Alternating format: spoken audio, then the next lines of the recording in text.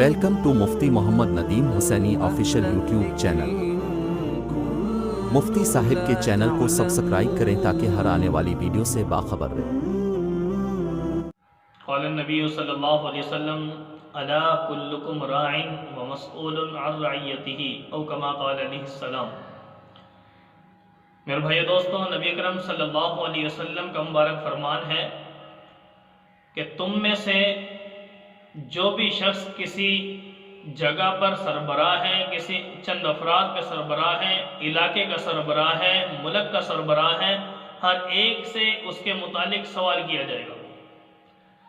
تو میرے دوست، نبی اکرم صلی اللہ علیہ وسلم نے جو ہمیں سمجھایا، بتایا، فرمایا کہ وہ افراد جن کو اللہ نے سربراہی دے دی، ان افراد سے سوال کیا جائے گا۔ وہ اگر ملک کا سربراہ ہے، پورے رعایا کے بارے میں سوال ہوگا، علاقے کا سربراہ ہے، اس کی رعایا کے بارے میں سوال ہوگا، گھر کا سربراہ ہے، بیوی بچوں کے بارے میں سوال ہوگا۔ تو میرے دوست، بڑا مشکل وقت آ رہا ہے۔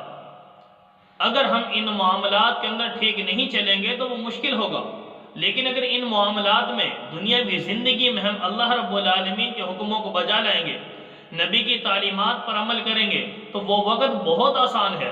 یہ وقت ہے کہ دنیا کے اندر الذی خلق الموت والحیات لیبلوکم ایکم احسن عملا، اللہ تعالیٰ نے زندگی اور موت کا جو یہ معاملہ رکھا ہے، انسان کو موقع دیا ہے۔ کیوں دیا ہے؟ لیبلوکم ایکم احسن عملا، تاکہ اللہ تعالیٰ آزما لے کہ تم میں سے نیک عمل کرنے والا کون ہے۔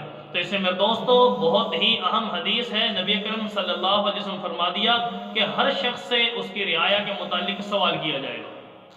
تو کیا جو میں یہ کر رہا ہوں، جو اپنے والدین، جو اپنے بیوی بچوں کے ساتھ میرا معاملہ ہے، اگر میں علاقے کا سربراہ ہوں، علاقے کے افراد کے بارے میں جو میرا رویہ ہے، جو میرا طریقہ ہے، یا ملک کا سربراہ ہوں، تو ملک کے حالات، معاملات میرے سامنے جو ہیں، اگر میرے یہ سارے معاملات درست ہیں تو میرے دوستو وہ اس وقت ہمارے لیے آسان ہو جائے گا، ورنہ بڑا مشکل ہے۔